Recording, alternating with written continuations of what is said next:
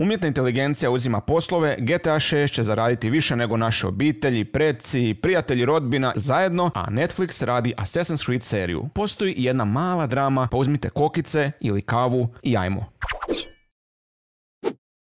Zašto ne bih odmah započeli sa ovim predivnim vijestima od Microsofta? Opet se vraćamo nazad na one priče o otkazima koje su podijeljeni u firmi, ali idemo malo detaljnije. Idemo se bazirati na studio King. To je ona ekipa poznata po Candy Crush igri, tako da za njih znaju i vaša mama, i bake, i tetke, i sestre, i svi. Mnogi su mislili da je to još samo jedan u nizu korporativnih rezova viška, ali sad se otkriva da će te pozicije zamijeniti AI. Da, umjetna inteligencija sada ne samo da pomaže u razvoju igara, već direktno zauzima radna mjesta. Dobrodošli u klub, dragi developeri, sjedite ovdje pokraj nas, grafičkih dizajnera. Prema nekim informacijama, otpušteni djelatnici iz Kinga sad su zamijenjeni umjetnom inteligencijom. I to onom umjetnom inteligencijom koju su sami razvijali. Posebno je veselo, pod navodnicima, bilo u odjelu za dizajn levela. Većina otkaza dogodila se upravo tamo i to nakon što su ljudi mjesecima radili na alatima da ubrzaju izradu levela. Ti alati koje su izradili sad ih zamjenjuju. I odjel zadužen za pisanje otpušten jer, gle čuda, AI sad može napisati tekstove koji su prije pisali ljudi. Tekstove koje je AI naučio pisati gledajući te iste ljude. Jedan anonimni zaposlenik rekao je da je cijela situacija odvratna s obzirom da tvrtka ne posluje loše, već se sve vrti oko efikasnosti i profita. A izgleda da su neki od onih zaposlenika koji su izrazili nezadovoljstvo načinom rada bili prvi na listi za otkaz.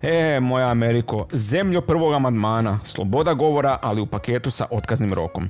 Što bih ja volio čuti više o toj silnoj slobodi govora koju Amerikanci toliko veličaju. Ono što je stvarno fenomenalno je što je neposredno prije dijeljenja otkaza uprava poslala anketu zaposlenicima. Anketu o zadovoljstvu radnika i najavila poboljšanja u pogledu samog poslovanja i odnosa prema radnicima. Jel osjetite i vi to? Taj miris ironije. Anketa je navela moralne vrijednosti kao glavni prioritet tvrtke i onda ostavila hrpu ljudi na ulici. Ukratko, zaposlenici tonu, dok rukovoditelji sjede na vrhu brda profita, zahvaljujući AI-u koji bi uskoro mogao postati savršeni razlog da ne moraju više razmišljati o dosadnim stvarima poput ljudi.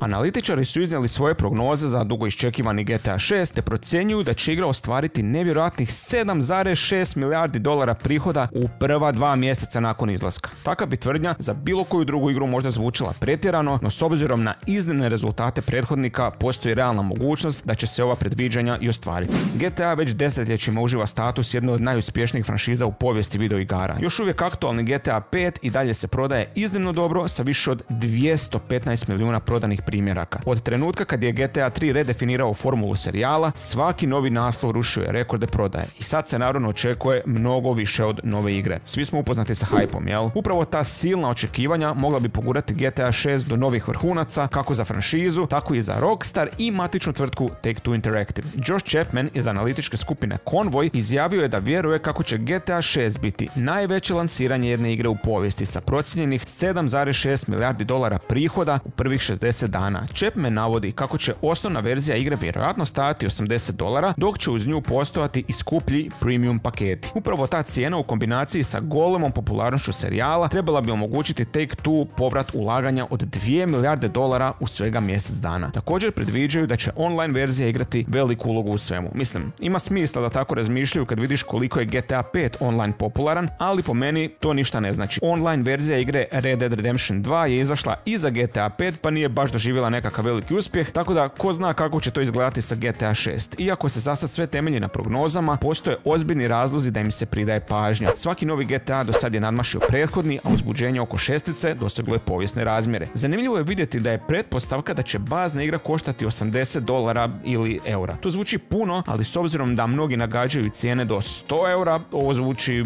bolje. Valjda.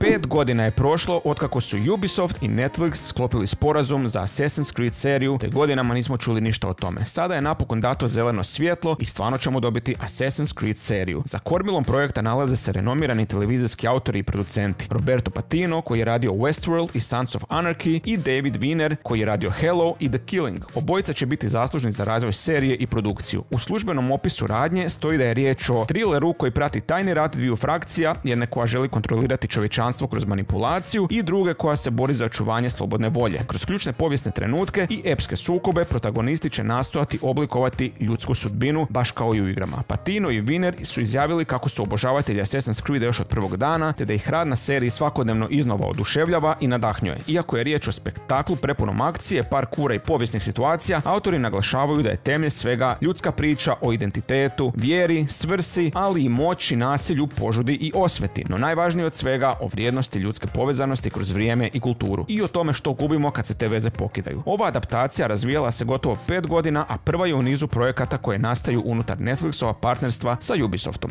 Subnautica 2 je postala centar jedne od najvećih drama u gaming industriji ove godine i to ne zbog same igre, nego zbog $1 miliona, optužbi i navodnog sabotiranja vlastitog projekta. Prema izvještaju Bloomberga, trojica bivših čelnika studija Unknown Worlds podnijeli su tužbu protiv izdavača Kraftona, poznatog po PUBG-u. Optužuju ih da su namjerno sabotirali razvoj Subnautica 2 kako bi izbjegli isplatu bonusa od čak $250 miliona koji je trebao biti isplaćen studiju ako ostvare određene prihode nakon akvizicije. Krafton je 2021. kupio Unknown Worlds za oko $500 miliona, a u ugovoru je stajalo da će studio dobiti dodatni earn-out bonus ako postigne ciljani prihod. I upravo kad su brojke počele izgledati predobro, Subnautica 2 je završila među najviše željenim igrama na Steamu, Krafton je, prema onome što piše u tužbi, počeo kočiti projekt. Prema dokumentima, Krafton je najprije otpustio čelništvo studija, tvrdeći da su napustili projekt iako su u to vrijeme radili i na Subnautica filmu i to na zahtjev samog Kraftona. Zatim su navodno odgađali Early Access izdanje, odbijali odgovarati na e-mailove te prestali sa osnovnim marketinškim i lokalizacijskim obvezama. Sve to tvrdi se kako bi razvoj igre usporili i spriječili ostvarenje bonusa. Posebno je zanimljivo da je prema tužbi upravo predstavljanje optimističnih projekcija zarade bilo ono što je izazvalo reakciju, jer su tada u Kraftonu sve preokrenuli, svjesni da bi studio mogao dosegnuti zacrtane ciljeve.